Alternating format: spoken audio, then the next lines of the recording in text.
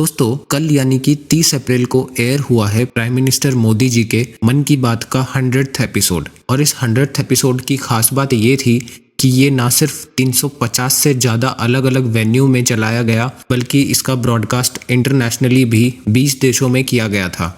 सिर्फ इतना ही नहीं, प्राइम मिनिस्टर मोदी जी के इस इनिशिएटिव को इंडियन डायस्पोरा तक यानी कि भारतीय मूल के लोग जो दूसरे देशों में काम कर रहे हैं उन तक मन की बात पहुंचाने के लिए न्यूयॉर्क में भी ये एपिसोड चलाया गया था। आगे इस वीडियो में हम डिटेल से समझेंगे कि कैसे मोदी जी का ये इनिशिएटिव एक कंट्री के लीडर को आम जनता से जोड़ता है और कैसे एक हेल्दी डेमोक्रेसी के लिए जरूरी भी है। लेकिन वीडियो में आगे बढ़ने से पहले मैं पूछूंगा आपसे एक सवाल। आपका सवाल है, Mann Ki Baat is a radio program hosted by the Prime Minister of India Narendra Modi. Which of the statement is true about the program? Statement A, the program primarily focuses on political issues and policies.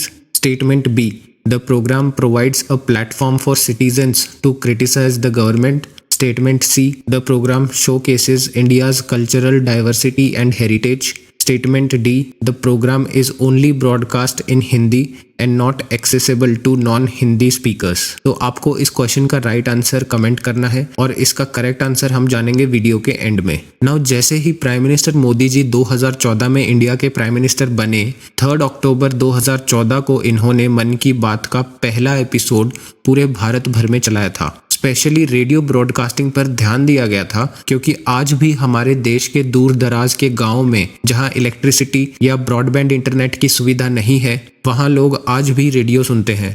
Basically Modi ji हर महीने इस initiative के जरिए देश भर के लोगों से जुड़ते हैं और ग्रास रूट लेवल पर हुए चेंजेस को सेलिब्रेट करते हैं और देश किस दिशा में आगे बढ़ रहा है इसकी जानकारी भी आम आदमी तक पहुंचाते हैं। देखिए, एक हेल्दी लोकतंत्र के लिए ना एक स्ट्रॉन्ग लीडर का देश की जनता के साथ जुड़े रहना काफ़ी ज़रूरी है क्योंकि आज हमारा देश पॉपुलेशन के मामले में चाइना को भी बीट कर चुका है। हमारे देश में हर 200 से 300 किलोमीटर के डिस्टेंस पे हमें एक अलग ही कल्चर और अलग ही भाषा देखने को मिलती है। इस देश को साथ लेकर चलना कोई आसान काम नहीं है, ये काम सिर्फ एक स्ट्रॉन्ग लीडर ही कर सकता है। इसीलिए मन की बात 22 अलग अलग इंडियन लैंग्वेजेस और 29 डायलेक्ट्स में ब्रॉडकास्ट होती है। अगर हम इंटरनेशनल ब्रॉडकास्ट को देखें तो वहाँ 11 लैंग्वेजेस में एपिसोड आते हैं including French, Chinese, Indonesian, Tibetan, Burmese, Balochi, Arabic, Pashtun, Dari और स्वाहिली। दारी दोस्तों सेंट्रल एशियन कंट्रीज में बोली जाती है जैसे तजाकिस्तान, ईरान, अफगानिस्तान,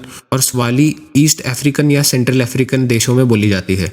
अब आप इसी चीज़ से ये अंदाज़ा भी लगा सकते हो कि हमारे देश के प्राइम मिनिस्टर का ये इनिशिएटिव पूरे ग्लोब में कैसे फैल रहा है। अब आप एक बार खुद सोच कर देखो कि एक देश का प्राइम मिनिस्टर जो खुद को अकाउंटेबल मानता है देश के प्रति, देश की जनता के प्रति, और हर महीने बिना किसी ब्रेक के अपने बिजी शेड्यूल से टाइम निकालकर जनता से कनेक्ट करते हैं।